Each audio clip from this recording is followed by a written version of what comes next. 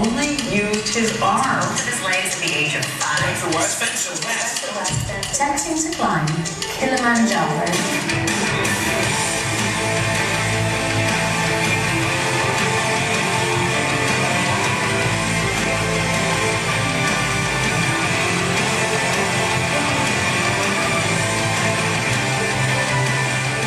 It's about 17,200 feet. It's cold. We're all tired. I'm emotionally and physically exhausted. I can't do anymore.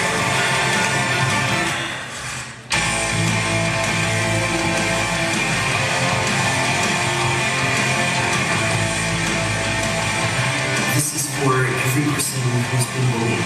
This is for every person who has had a disability. This is for every person who felt like they didn't belong. This is for every person who wants to make a change in the world.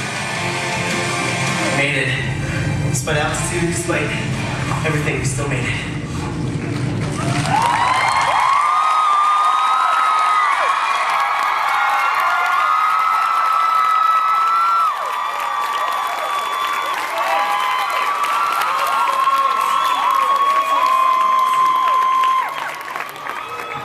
Bonjour, Montreal. And happy November, by the way. There have been so many times in my life where it would have been easier to just give up. Losing my legs as a kid and being told I would never walk or be a functioning member of society, I could have given up.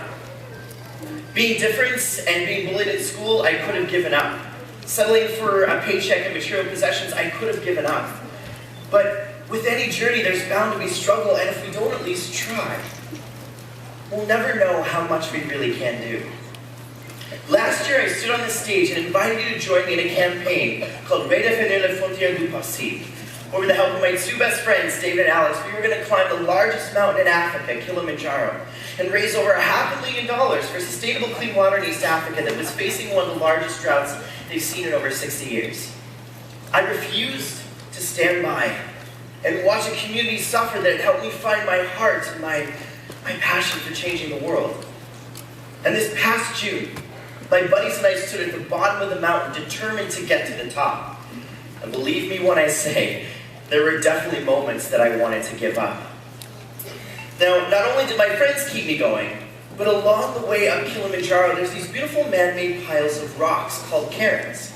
And climbers make these cairns to not only leave their mark on the mountain, but cairns are also a symbol for when you are lost. They literally show you the path again. And each day as I passed these cairns, I thought, this is for everybody who's ever felt like they didn't fit in. There's a path, keep climbing. This is for anybody who's ever felt like they were lost.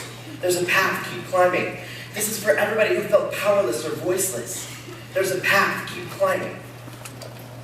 And as I passed these cairns, I thought of all of you, back home and here at We Day, who work so hard to create a path towards a better world.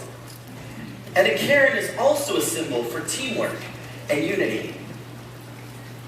Look around this theater. Roughly 2,000 of us, like one giant cairn in unity, and there's no place on earth that showcases teamwork like all of us here today.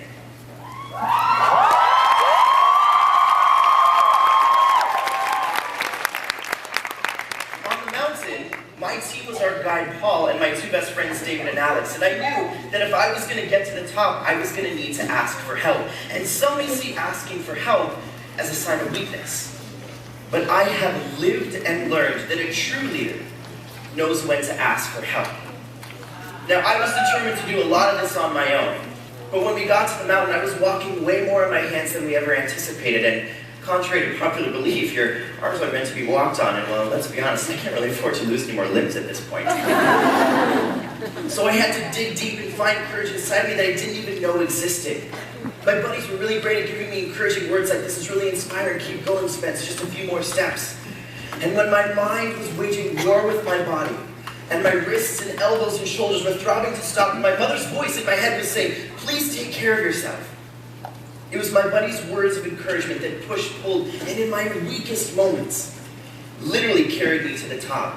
Not only that, I had to let go a little bit and literally let my friends and the porters carry me a few times on this climb. In fact, the porters literally strapped me to their back in a blanket, and as we were walking, my buddy David came up behind me and said, "Look, Spence, I'm only going to tell this to you once. You look really cute tied to this guy's back." Now, as we tackle our own mountains in life, we have to give ourselves permission to ask for help. Because we're not going to know all the answers, and really, let's be honest, we shouldn't be climbing on our own anyway.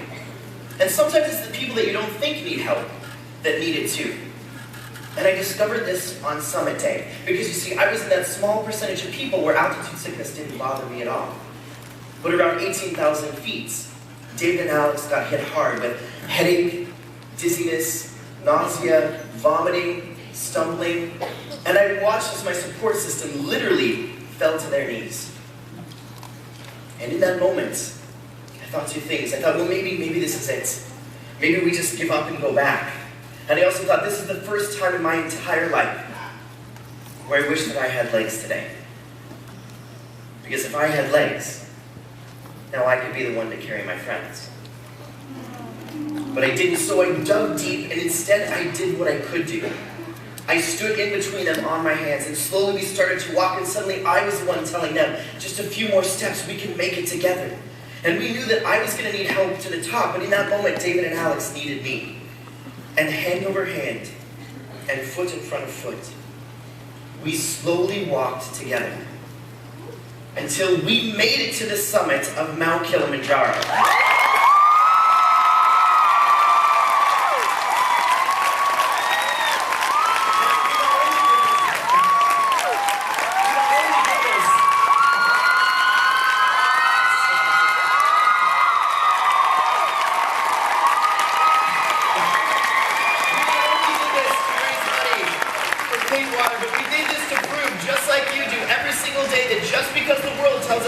Impossible doesn't mean we have to believe it. This year you're going to be climbing your own mountains for social change, and you're going to be facing obstacles. It's in those moments that you have to find your own cairn and keep climbing. My cairn this year is this Water Rafiki Friendship to remind me of the work that still needs to be done for clean water. And if I, Spencer West, can climb the largest mountain in Africa, what more can you do? The world needs you. Next year I want to be able to stand here and celebrate how you redefine possible. There is no can't.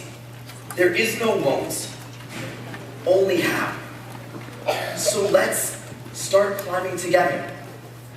And I'll meet you at the summit.